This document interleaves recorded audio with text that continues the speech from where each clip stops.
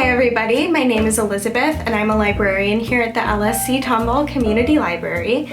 Welcome back to Screenshots, which is the series where I recommend to you great movies that you can watch for free through the Harris County Public Library. So, first things first, if you're watching this video when I posted it, happy Thanksgiving. I know if you're anything like me, I tend to eat so much on Thanksgiving that I can't really do anything for the rest of the day aside from watch movies. So first and foremost, this video is dedicated to giving you some excellent post-turkey viewing. Second of all, it's almost the end of November, and before we plow headfirst into the holiday season, we need to celebrate Noirvember. The month of November is spent by film nerds online celebrating the wild world of film noir by watching as many movies in the genre as possible. Now, film noir is one of those you know it when you see it kinds of genres, but what exactly is it, you might be thinking? Well, during World War II, France and the United States struck up the Blum-Burns Agreement, which effectively banned the importation of American films into French cinemas.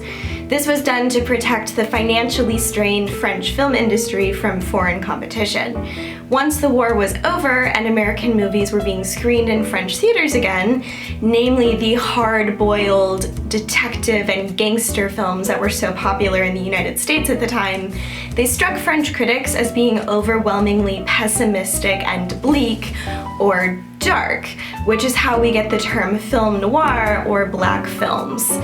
Because of this, film noir actually has a very specific context and definition, which is American films made between 1940 and 1960. But these films were so influential and generated so much love that imitators have been made consistently since that time period. So this video is going to be dedicated to giving you a brief introduction into the world of film noir through 4 movies that are, technically speaking, neo-noir because they were made after 1960, but they still do a great job of showing you what makes film noir so enjoyable. So keep watching and learn about 4 great pieces of film noir that you can watch for free through the Harris County Public Library. Let's get started. Since the French gave us the term film noir, it would make sense to start with a French film. The French New Wave is a period and style of filmmaking that began after the reintroduction of American movies into French theaters following the end of World War II, which, if you'll remember, is also the context that gave us film noir. Because of this, the French New Wave and film noir go together like peanut butter and jelly. One of the progenitors of both the French New Wave and neo-noir is also the person who directed the first film that we're going to talk about today, Jean-Pierre Melville's 1967 film Le Samouraï, or The Samurai in English. First things first, no, this is not a movie about a literal samurai. It is about Jeff Costello, a Parisian hitman who is incredibly meticulous about his job and is the best in the business because he has never been caught. But if he is so good at his job, that doesn't really make much of a movie, so eventually he does have to slip up, and he's caught by the pianist of a nightclub after he's completed a job, who sees him fleeing the scene of the crime. Even though it's not American and it came out well after 1960, Le Samouraï is a quintessential piece of film noir. Jeff Costello lives in the shadowy criminal underbelly of 1960s Paris, which is arguably the coolest possible place and time to ever be. And he lives in a world populated by hitmen, femme fatales, and jazz bands. One of the reasons why film noir is so beloved by people is that it just radiates this sense of cool that other genres can't ever really seem to get a handle on. And if you find yourself feeling a little gross after stuffing yourself with stuffing this Thanksgiving, Le Samouraï is going to be the perfect film to help you feel a little bit more composed. You can watch Le Samouraï on Hanabi. Film noir is a genre that is packed full of tropes and cliches, but rather than making it feel cheap or lazy, it somehow just adds to the fun of it all. In fact, fun is probably the descriptor most often used to describe film noir aside from cool. And if you want a supremely fun bit of neo-noir, Park Chan-wook's 2005 film Lady Vengeance is the movie for you. Revenge is a stock narrative device in film noir and is also kind of a pet theme for Park, who made a whole trilogy of revenge movies, which also includes Mr. Vengeance as well as his crossover smash Old Boy. Lady Vengeance is probably the most noir of them and follows Lee Gum-ja, a young woman who has been convicted for murder but has just been released from prison on good behavior.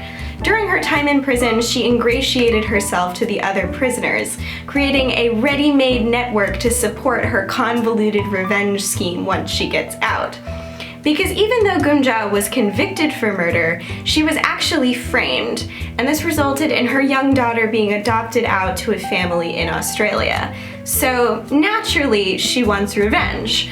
But when she gets out, she finds that Mr. Bake, the man who framed her, also ruined the lives of a bunch of other people, and they want in on the revenge too. Although the plot is certainly noir, Lady Vengeance has a tone that is very different from the original noir flicks that made French critics think they were so downbeat and pessimistic.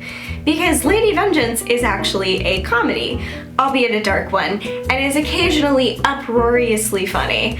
So if you want something a little on the lighter side to aid in your digesting of your Thanksgiving feast, Lady Vengeance is the perfect way to do it. You can watch Lady Vengeance on Hanabi.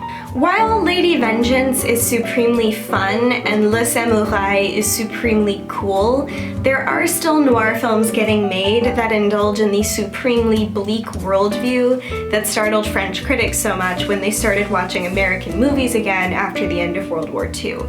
Perhaps the greatest example of this is the works of Takeshi Kitano. Kitano was a well-known comedian in Japan before he started making movies, but the movies he made were so notoriously sad that they flopped commercially with Japanese audiences who knew him for being really funny.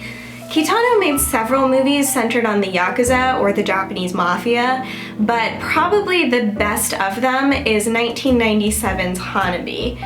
There are lots of movies that glorify the Yakuza or Mafia lifestyles and show them to be really cool, but Kitano's films center on the ways in which ordinary people have their lives destroyed when they become embroiled in this dangerous world.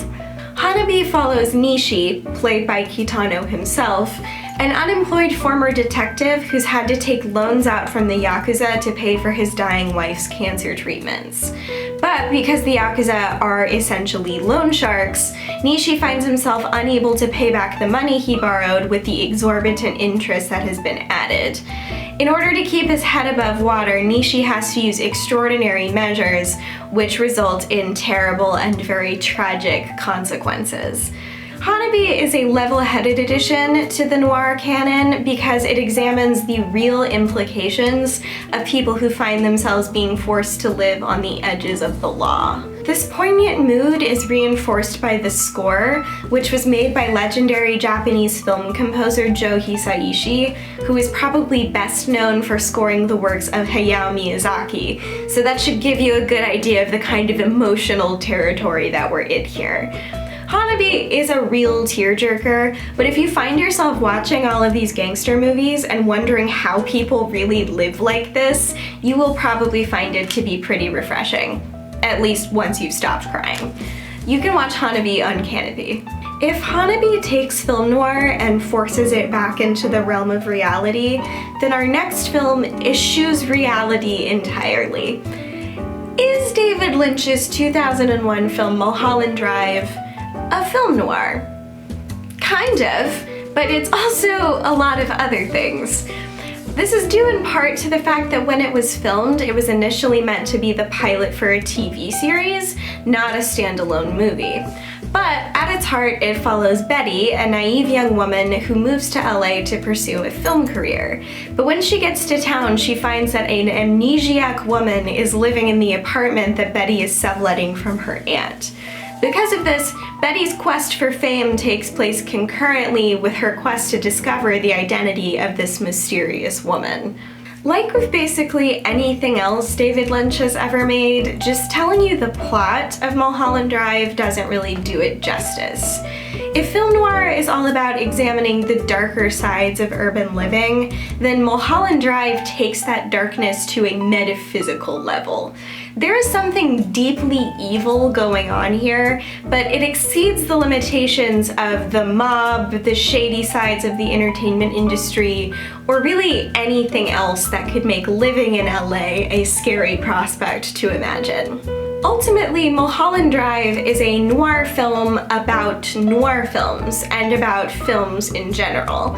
It forces us to examine the fact that we have an entire industry centered around people pretending to be other people, and makes us question whether that kind of system is really responsible.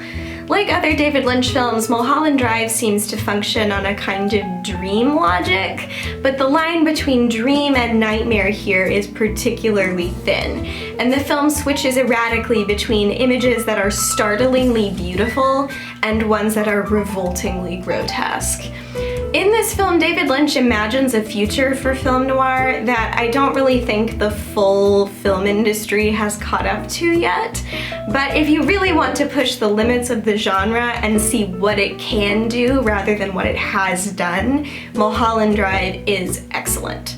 You can check it out on DVD from the Harris County Public Library.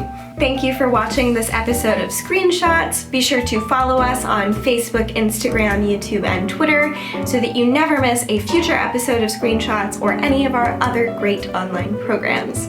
Also, please let me know if I mentioned any of your favorites here or if I missed them. There are a lot of movies in this genre and it would be impossible to cover them all. Thank you again for watching, and I hope you are having or have had a wonderful and safe Thanksgiving. Thank you again, and I'll see you next time. Bye!